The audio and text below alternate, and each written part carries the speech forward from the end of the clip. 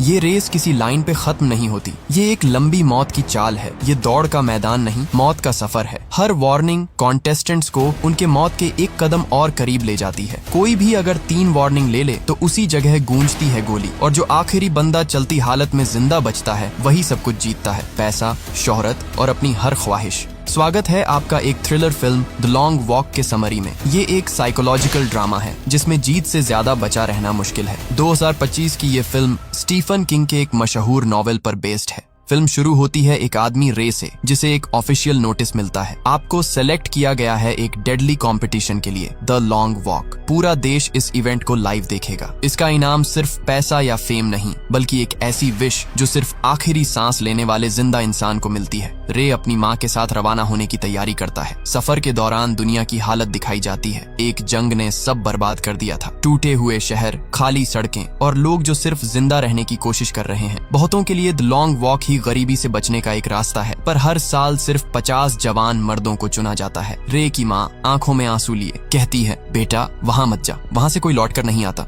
लेकिन रे सिर्फ इतना कहता है, माँ मुझे ये करना ही होगा। जब वो अलविदा के लिए गले लगते हैं, माँ का हाथ थोड़ा और कस जाता है, जैसे उसे छोड़ना एक गुनाह हो। रे वादा करता है, मैं लौटूंगा, और फिर चला जाता है। थोड़ी देर बाद रे की मुलाकात होती है एक और कॉन्टेस्टेंट से, पीटर मैकव्रीज। दोनों के बीच एक बॉन्डिंग बन जाती है। धीरे धीरे वो एक छोटी टीम बनाते हैं, हैंक, बेकर, स्टेबिन्स और सबसे छोटा पार्टिसिपेंट कर्ली के साथ। तब स्टेज पर आता है द लॉन्ग वॉक का मास्टरमाइंड, दी मेजर। एक आदमी जिसके चेहरे पर मुस्कान है पर आंखों में डिसिप्लिन की ठंडक। वो एक एक करके कॉन्टेस्टेंट्स के नाम पुकारता है। हर लड़का लाइन से निकलता है, मेडल टैग लेता है और चुपचाप वापस अपनी जगह जाता है। जब सब 50 लोग काउंट हो जाते हैं, मेजर बोलता है, देश अभी जंग से उभर नहीं पाया, शहर टूटे हुए हैं, लोग थके हुए हैं, पर द लॉन्ग वॉक ये उन्हें याद दिलाता है कि जीना भी एक फर्ज है। उसके कहने के मुताबिक देश की असली बीमारी गरीबी नहीं, सुस्ती और हार मानने की आदत है। इसीलिए ये इवेंट है, ताकि लोगों को डिसिप्लिन और एंड्योरेंस का मतलब समझ आए। फिर वो रूल्स समझाता है। हर पार्टिसिपेंट को 3 माइल पर ओवर से कम स्पीड पर नहीं चलना है। धीमे हुए एक वार्निंग, दूसरी गलती दूसरी वार्निंग, तीसरी बार खामोशी, और फिर बस। कोई फिनिश लाइन नहीं, कोई रुकने की जगह नहीं, सिर्फ मौत तक चलना। इतना कहकर मेजर अपनी पिस्टल उठाता है और हवा में गोली चलाता है। फिर द लॉन्ग वॉक ऑफिशियली शुरू होती है। 50 लड़के एक साथ आगे बढ़ते हैं। उनके पीछे ट्रक्स चल रहे हैं जिनमें आर्म्ड सोल्जर्स बैठे हैं। रे लैंडस्केप देखता है, सूना, खाली और मौत जैसा शांत। एक कॉम्पिटिटर बार्कोविच कहता है, मेजर क्राउड को बाद में आने देता है, फिलहाल सिर्फ हम और मौत दोनों लाइव हो रहे हैं। कैमरे हर जगह लगे हुए हैं जो हर कदम कैप्चर कर रहे हैं, उन लोगों के लिए जो घर बैठकर ये सब देख रहे हैं। जब तक वो लोग 7 माइल तक पहुंचते हैं, वॉकर्स ग्रैंड प्राइज के बारे में बात करना शुरू कर देते हैं। बेकर मानता है कि उसकी सिर्फ एक मोटिवेशन है, पैसा, लेकिन रे उससे सहमत नहीं होता। कहता है कि सिर्फ दौलत ही सब कुछ नहीं होती जिसके लिए लड़ना चाहिए। कुछ देर बाद एक और कॉन्टेस्टेंट हार्कनेस आता है, जिसके हाथ में एक छोटी नोटबुक होती है। वो ध्यान से सबका नाम और नंबर लिखता है और बताता है कि वो द लॉन्ग वॉक के बारे में एक बुक लिख रहा है। अगर वो बच गया तो वो अमीर और मशहूर बन जाएगा। लेकिन पीटर कहता है कि अगर हार्कनेस सच में जीत गया तो उसे याद रखने के लिए किसी बुक की जरूरत ही नहीं पड़ेगी। इसी दौरान सबसे छोटा वॉकर कर्ली लड़खड़ाने लगता है। उसके पैरों में तेज दर्द होने लगता है और वो मुश्किल से खड़ा रह पाता है। रे उसका हाथ पकड़ लेता है ताकि वो चलता रहे और पीटर उसे हिम्मत देता है। लेकिन दर्द इतना बढ़ जाता है कि कर्ली सड़क पर गिर जाता है। जब वो अपनी 3 वार्निंग के बाद भी नहीं उठता, एक सोल्जर आगे बढ़ता है और उसे गोली मार देता है। ये देखकर रे इतना ज्यादा शॉक होता है कि वो धीरे चलने लगता है और एक सोल्जर उसे फर्स्ट वार्निंग देता है। लेकिन पीटर तुरंत उसका हाथ पकड़ के उसे आगे खींच लेता है। मेजर फॉलन बॉय के बारे में अनाउंसमेंट करता है और सबको कहता है कि चलना जारी रखें क्योंकि और मौतें अभी होने बाकी हैं। थोड़ा और चलने के बाद ग्रुप 17 माइल मार्क तक पहुंचता है। रे मानता है कि वो काफी देर से थक गया है और उसे नहीं पता कि वो कितनी देर और चल पाएगा। लेकिन पीटर कहता है कि एंड के बारे में मत सोच, सिर्फ एक पल, एक वक्त पर चल। कुछ घंटे बाद रे, पीटर, हंक और बेकर एक दूसरे के करीब आ जाते हैं और उनके बीच एक अच्छा बॉन्ड बन जाता है। लेकिन सब कुछ ठीक लगता है, तभी ही हीट और थकान कॉन्टेस्टेंट नंबर 1 को गिरा देती है। उसका शरीर उसका साथ छोड़ देता है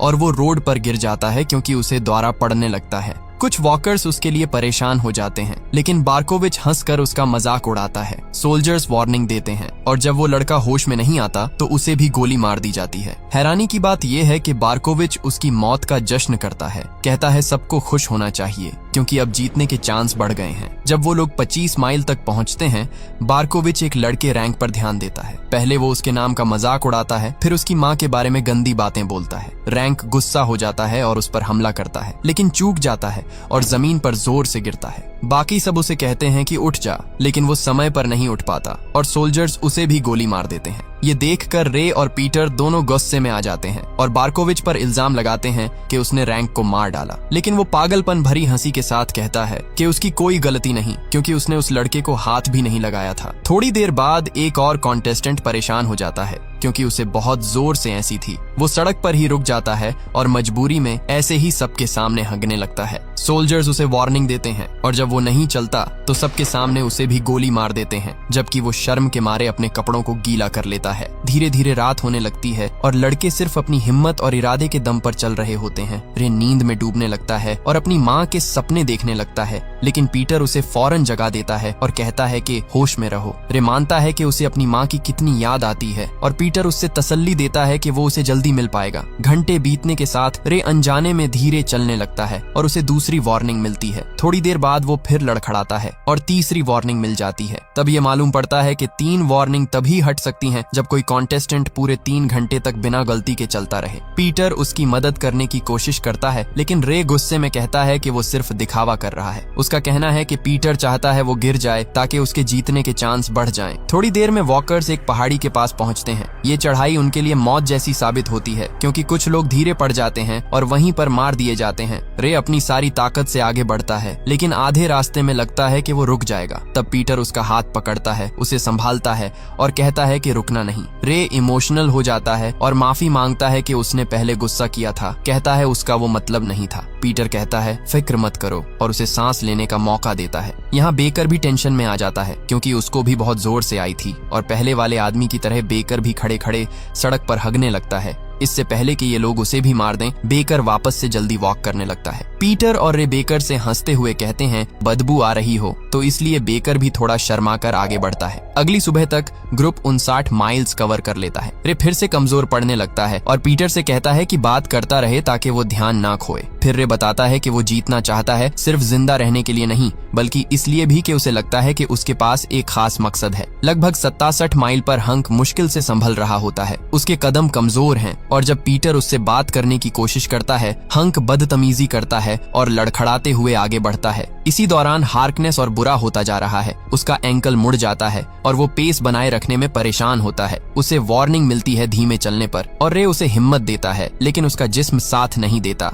वार्निंग्स खत्म होते ही सोल्जर्स उसे गोली मार देते हैं। रे और पीटर उसकी मौत से बहुत दुखी हो जाते हैं, लेकिन बारकोविच उनका मजाक उड़ाता है। कहता है कि अपने दोस्त के लिए कोई पोएम लिख लो या गाना गा लो। पीटर गुस्सा हो जाता है और उसे फिर से मर्डरर कहता है। उनके बीच एक और गर्म बहस शुरू हो जाती है। जब ग्रुप 100 माइल तक पहुंचता है, मेजर उन्हें इतना लंबा टिकने पर बधाई देता है, लेकिन वो पल छोटी खुशी का होता है, क्योंकि एक लड़का आकस्मिक दौड़ने लगता है, एक बिल्डिंग की तरफ भागने की कोशिश करता हुआ। वो दरवाजे तक पहुंचने से पहले ही गोली से उड़ा दिया जाता है। 103 माइल पर बचे हुए लड़के बात करते हैं कि अगर वो जीत गए तो क्या विश करेंगे। बेकर कहता है कि वो एक रॉकेट मांगेगा ताकि चांद तक जा सके। हंक मजाक में कहता है कि उसे 10 नंगी औरतें चाहिए। पीटर कहता है कि वो 2 विनर्स की विश करेगा, एक के बदले। जब रे की बारी आती है, वो कहता है कि वो पूरी सिस्टम बदलना चाहता है। बाकी सब कहते हैं कि ये मुमकिन नहीं, क्योंकि विशेष देश की हालात को सीधे बदल नहीं सकती। गुस्से से भरे हुए ग्रुप मेजर और पूरी द लॉन्ग वॉक पर चिल्लाने लगता है और उन पर गालियां देता है। उस रात तेज बारिश होती है, सब भीग जाते हैं। रे की आंखें खुली रखना मुश्किल हो जाता है, तो पीटर उसे अपने कंधे पर टिकने देता है ताकि वह चलते हुए थोड़ी देर आराम कर सके। जब तीसरा दिन शुरू होता है, वे लोग 144 माइल्स पार कर चुके होते हैं और उनकी हालत बहुत खराब हो चुकी होती है। एक शांत लम्हे में रे अपना पास्ट पीटर के साथ शेयर करता है। वह बताता है कि उसके फादर उसे फिलॉसफी, म्यूजिक और ऐसे सब्जेक्ट सिखाते थे जो गवर्नमेंट ने मना किए हुए थे। सरकार इन चीजों को गद्दारी समझती थी और एक दिन मेजर खुद उनके घर आया और उसके फादर से कहा कि वे अपनी वफादारी स्टेट के लिए साबित करें और इन मना की गई टीचिंग्स को छोड़ दें। उसके फादर ने साफ मना कर दिया और तुरंत उसकी आंखों के सामने उनकी एग्जीक्यूशन कर दी गई। रे बताता है कि वह लॉन्ग वॉक में इसलिए आया था ताकि मेजर को मारकर अपने फादर की मौत का बदला ले सके। अगर वह जीत गया तो अपने प्राइज के तौर पर एक कार्बाइन राइफल मांगेगा और उसी आदमी पर इस्तेमाल करेगा जिसने उसके फादर को मारा। जब तक वे 170 माइल्स तक पहुंचते हैं, कंपटीशन और भी ज्यादा खौफनाक हो जाता है। एक वॉकर थककर सोल्जर्स के पास जाता है और मदद मांगता है, लेकिन सोल्जर्स उसे गोली मारकर गिरा देते हैं और एक टैंक से कुचलकर खत्म कर देते हैं। कुछ देर बाद एक और कॉन्टेस्टेंट पागल हो जाता है, अपने कपड़े उतार देता है और गलत डायरेक्शन में चलने लगता है। सोल्जर्स बिना सोचे समझे उसे भी गोली मार देते हैं। उस रात जब वो 201 माइल्स कवर कर चुके होते हैं, स्टेबिन्स रे के पास आता है और बुरी खबर देता है। हंक अब गिरने के कगार पर है। रे तुरंत उसके पास जाता है उसे हिम्मत देने के लिए, लेकिन हंक अचानक शांति से पीछे मुड़ता है और सोल्जर्स की तरफ चल पड़ता है। वहीं पर उसकी एग्जीक्यूशन कर दी जाती है और ग्रुप शॉक में रहता है। बेकर अपने आप पर कंट्रोल नहीं कर पाता और अपने दोस्त तक पहुंचने के लिए लाइन फॉर्मेशन तोड़ देता है। सोल्जर्स उसे वार्निंग देते हैं, लेकिन उसके मरने से पहले ही रे उसे पकड़ लेता है और खींचकर आगे ले जाता है, चिल्लाता हुआ कि हंक गया, अब कुछ नहीं हो सकता। अगला दिन शुरू होता है और ग्रुप 209 माइल्स पार कर चुका होता है। अब सिर्फ रे, पीटर, बार्कोविच, स्टेबिन्स, बेकर और पार्कर जिंदा बचे होते हैं। वे रियलाइज करते हैं कि हंक ही सिर्फ एक ऐसा था जिसकी वाइफ घर पर उसका इंतजार कर रही थी। सब डिसाइड करते हैं कि जो भी जीते वो उसकी बीवी को प्राइज का कुछ हिस्सा जरूर देगा, लेकिन कोई भी बार्कोविच से नहीं कहता कि वह कंट्रीब्यूट करे और यह बात उसे अलग महसूस कराती है। अकेलापन से परेशान बार्कोविच रे के पास आता है और मानता है कि उसे हंक की मौत का दुख सताता है। वह माफी मांगता है और ग्रुप में दोबारा शामिल होने की रिक्वेस्ट करता है। रे उसे अलाउ कर देता है, लेकिन कुछ देर बाद बार्कोविच का बिहेवियर अजीब हो जाता है। उसका दिमाग धीरे धीरे हिलने लगता है और एक शॉक भर देने वाले मोमेंट में वह आगे दौड़कर अपने गले में चाकू घुसा लेता है। सोल्जर्स तुरंत उसे खत्म कर देते हैं, जबकि बाकी लोग अंदर से टूट चुके मजबूरन चलना जारी रखते हैं। उस रात थके हुए ग्रुप ने मिलकर गाना शुरू किया ताकि उनका हौसला बना रहे और वो चलना जारी रख सकें। 5वें दिन तक वो 278 माइल्स तक पहुंच चुके थे। अब उनका रास्ता उस शहर से गुजरता था जहां रे की मां रहती थी। पार्कर ने कहा कि रे लकी है कि उसे अपनी मां दोबारा मिल रही है, लेकिन पीटर बोला कि ये एक श्राप है क्योंकि ये सब कुछ और मुश्किल बना देगा। 286 माइल्स पर वो आखिरकार रे के होम टाउन पहुंच गए। रे का एक जूता फट गया था। बेकर ने उसे सलाह दी कि दोनों जूते उतार दें, वरना इम्बैलेंस से वो और तेज थक जाएगा। कुछ देर बाद